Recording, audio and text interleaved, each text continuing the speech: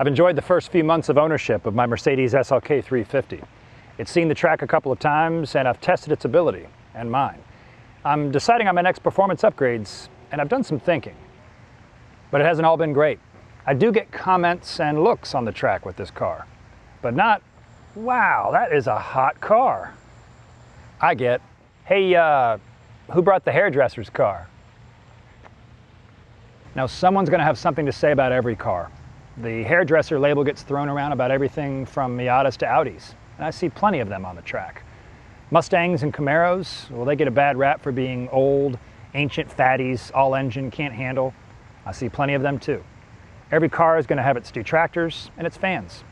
So it doesn't bother me that I get funny looks taking the SLK 350 out onto the track.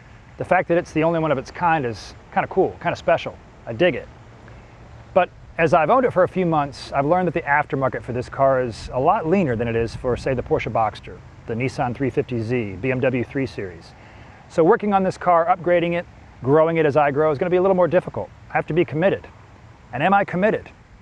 Well, owning it for a few months has caused the car to get under my skin a little bit. I've started to love the car. There's a lot of things that I like about it. So I've decided I am going to keep this car, that it will be my track car. And this is the top 5 reasons why I plan to keep the SLK 350.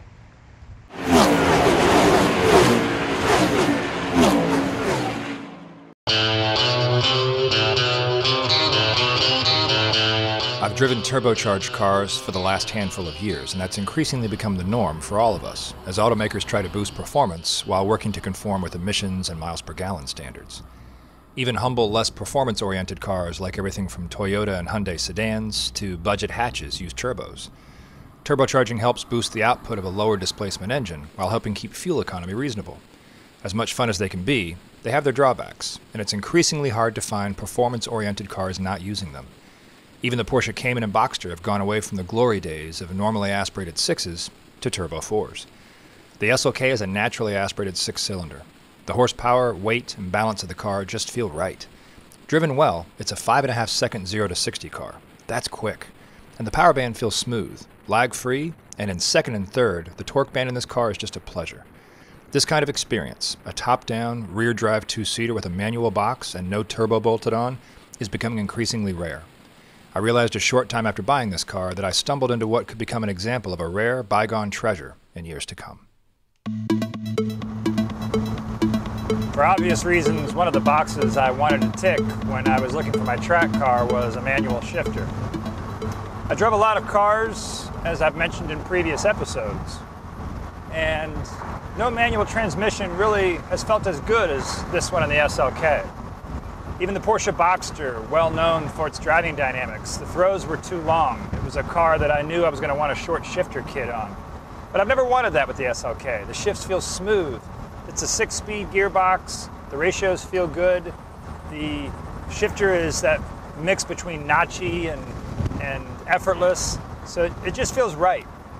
That's another reason why I really love driving this car, both at street speeds, but also on the track. It's a gearbox that you can really wring out, and one that has high enough ratios, and with 6 speeds, it's not so buzzy that you're not comfortable driving out of the roads or at highway speeds.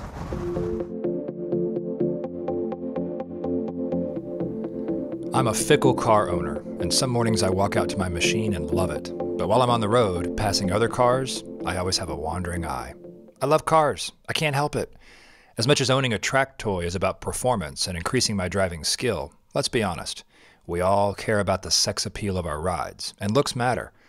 So a car has to keep my blood pumping aesthetically to stay in my good graces.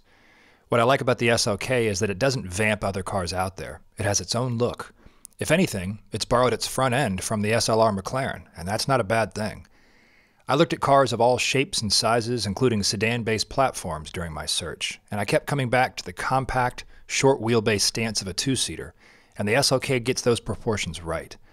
The bonus is the hardtop convertible aspect, that, like non-turbocharged cars, has become a rarity, and the way Mercedes keeps this car looking good top up or down is really impressive.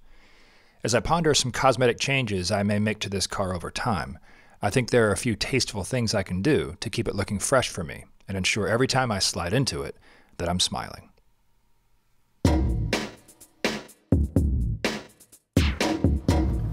I've mentioned in previous episodes that the car that I selected for my track toy needed to be durable and reliable enough to get me to and from tracks that are 2 to 6 hours from my home. The SLK is at home on the track. It's a tightly sprung, short wheelbase, rear-wheel drive sports car, but it's also got comfort and safety features that I wanted in a car that I've got to drive long distances. A 6-speed gearbox, heated seats, air conditioning, things like airbags. It's a car that doesn't leave me worried that it's going to leave me stranded as I drive to and from the track. It's a car that doesn't have any of the compromises I'd have with buying an inexpensive beater that might leave me worried that I'd be stranded on a long trip on the highway.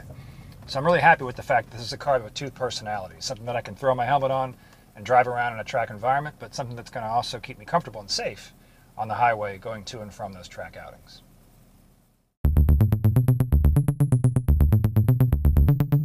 When looking through choices for my selection for my track car, I wasn't really sure that I wanted a convertible.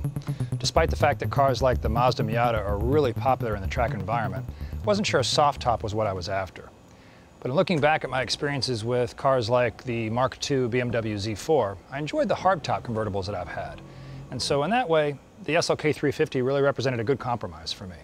With the top down, it's a great weekend cruiser to enjoy a sunny day. And with the top up, I feel a little more secure, protected from the elements, and it's the kind of car that I can take on the track and feel comfortable and safe, being that it's a little more rigid of a car. So again, it's a car that I feel like has 2 different personalities that I can exploit on the street and on the track. So I guess I'd say the SLK 350 keeps growing on me. In my first few months of ownership, I've already done a few upgrades on the car, and in a future episode I'll share what I've done and what my future plans are for the vehicle. I'm also planning my next track outings, and as my driving education continues, I'll share the details of my future track days and the ongoing journey of the car and the driver. Thanks for watching.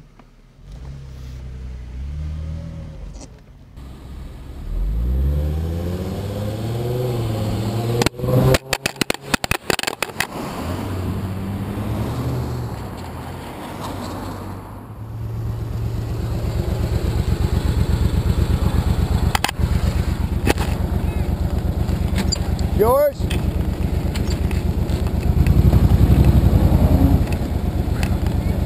You're lucky nobody run over you yet, man. You're welcome. Appreciate that.